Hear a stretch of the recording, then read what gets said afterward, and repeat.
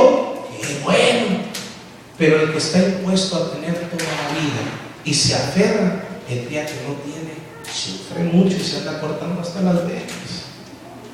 Entonces uno tiene que aprender a vivir. Si hay, qué bueno. Y si no hay, qué También. Dice que un día la Madre Teresa se estaba comiendo una langosta. La Madre Teresa de Calcuta viaja y llega un reportero de esos que les encanta meter hilo para sacar hebra, cizañudos, y le dice: madre, ¿y dónde quedaron sus principios de pobreza? O sea, tirándole a la Madre Teresa. Y voltea y le dice: mira, hijito, hoy hay langosta, hay que aprovechar, mañana tal vez sea rosita. Entonces tenemos que aprender a vivir. No nos podemos aferrar, hermano. Estamos en un mundo y en una sociedad consumista. Estamos en una sociedad donde te bombardean los medios de comunicación, que tienes que traer esta marca, tienes que traer esta casa, tienes que traer esta televisión. Ahorita, por ejemplo, todo el mundo quiere tener televisión de tercera dimensión. Yo le decía a un padre que andaba emocionado, no tenía ni para ponchar la llanta de su carro y quería comprarse una televisión. Le digo: padre, ¿quieres ver las cosas en tercera dimensión? Sí, sácame un bate y ahorita te pego un batazo, le digo, en la cabeza. Hasta en cuarta dimensión las vas a ver. Y sale más barato que $3,000 de esa televisión. Apláudale al Rey de la Gloria. Entonces, si alguien anda desesperado por ver en tercera dimensión, yo lo hago que la vea hasta en cuarta dimensión. Un microfonazo de estos bueno le doy. Entonces estamos ante esa realidad, donde estamos en una sociedad consumista. Compra esto, trae esto. Hermano, por ejemplo, miren, yo tengo 3 adicciones. Son mis 3 secretos. Y Silvia lo sabe. A mí me encantan los relojes, las gafas y los perfumes. Y yo, por ejemplo, voy a un mall. Hace 3 días acompañé a mi hermana a comprar unas cosas para el colegio. Y yo pasaba por los relojes. Y yo no necesito. Entonces yo veía y decía: ay, mira qué bonito reloj. Y yo, como Francisco de Asís, yo decía, ¿quién? ¿Verdad, Carlita? Pues no, porque no necesito. Entonces, si tú dejas que tu carne te manipule, uy, hermanito, tienes que dominar la carne en Cristo, no que la carne te domine a ti. Si tú le das al cuerpo todo lo que te pide, te va a llevar a la esclavitud y al pecado. Porque la tendencia, escuchen esto con ojos abiertos, la tendencia de nuestra carne es la muerte y el pecado. O sea, tu carne nunca va a querer venir a la iglesia. Esta mañana que te levantaste, querías seguirte rascando el ombligo en la cama. No querías venir. Esa es una realidad. Ni yo quería venir. Yo estaba calientito ahí en la casa de Anita. Y yo decía: ay, otra media hora, y sonó la alarma y la apagué. Y llega el esposo de Anita y me dice: yo quería estar seguro que te levantaste. Oh, thank you. God bless you, my friend. Entonces me meto al baño, abro la regadera.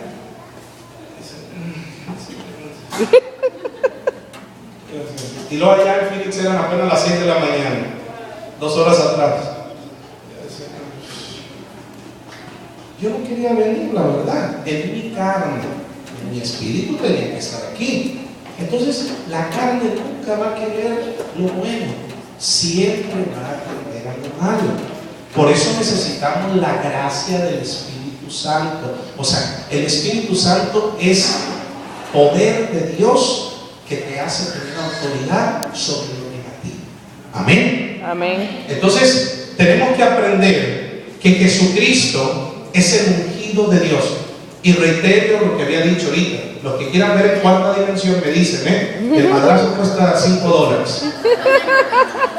Entonces, ¿qué es lo que Cristo nos dice? Que Él es el ungido de Yahvé. ¿Qué significa eso? Que fuera de Él no hay otra cosa. Él es la unción, Él es el poder. Segunda propuesta. Viene con buenas noticias. Fíjate. Cuando yo entiendo que no hay otra persona, cuando yo entiendo que la mejor opción opción para mi vida, no la mejor, la única opción es Cristo, Él se presenta con buenas noticias. Buenas noticias. ¿Qué es lo que dice aquí en Isaías? Me ha enviado con buenas noticias para los humildes. Repita conmigo, me ha enviado con buenas noticias. ¿Para quiénes? Para los humildes. ¿Los soberbios pueden entender las buenas noticias de Cristo?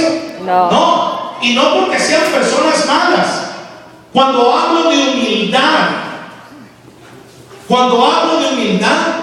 es una palabra que se ha desfigurado. Cuando los políticos van a nuestros barrios pobres, a nuestros cantones pobres, a nuestras ciudadelas pobres, ¿saben qué dice el político? Dice, ¡qué humildad! Y esa no es la palabra correcta, eso se llama pobreza, y gracias a los políticos corruptos. Entonces, pero como al político le compromete la palabra pobreza, pongámosle humildad. Entonces uno, por ejemplo, ve a una persona toda así, vestida pobre, con toda así, ya no le decimos pobre. También nosotros queremos, como zafarnos de esa realidad social, decir, mira qué humilde, anda con guarache, no, hermanito, es que no tiene más. Entonces decimos humildad, porque pobreza te compromete. Entonces Jesucristo ha venido con buenas noticias para los humildes. ¿Quiénes son los humildes? Ha habido una mala interpretación de la palabra de Dios, donde pensamos que se está refiriendo a la parte material, que Cristo solamente es para el pobre material. No, hay muchos pobres ricos en la soberbia y en el orgullo. Y hay muchos ricos humildes de corazón. Entonces, ¿a qué se refiere Cristo cuando habla de humildad? La palabra humildad viene del latín humus. Repita conmigo, humus. Humus. De ahí es la palabra humildad, humus, que en castellano, o sea, en español, quiere decir humus. ¿Qué quiere decir? Polvo, frágil. Entonces, ¿a qué se refiere Cristo cuando habla de que ha venido a proponer buenas noticias a los humildes? Ha venido a proponerte un camino mejor al que has llevado, pero necesitas un corazón humilde, pobre. Y Santa Teresa de Ávila, doctora de la iglesia, dice, la palabra humildad se refiere a la verdad. Si nosotros unimos lo que significa en su raíz humildad, humus, fragilidad, verdad, ¿qué significa? Que aquel corazón que acepta la fragilidad como verdad en su corazón es el que acepta el mensaje de Cristo. En cambio los soberbios no, porque están hinchados de su mentira y no hay cupo para la verdad de Cristo. Entonces ahí es donde entra San Agustín. Dice San Agustín, el corazón del hombre es como un vaso. Ese vaso ha estado lleno de vinagre cuando no se tiene a Cristo. Por eso vemos gente amargada, gente frustrada.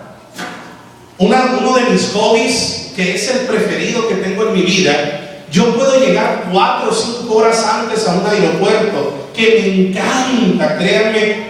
Por ejemplo, yo estuve en una ciudad que Anita conoce en el Ecuador, que se llama Cuenca, una ciudad colonial del Ecuador que queda en la sierra.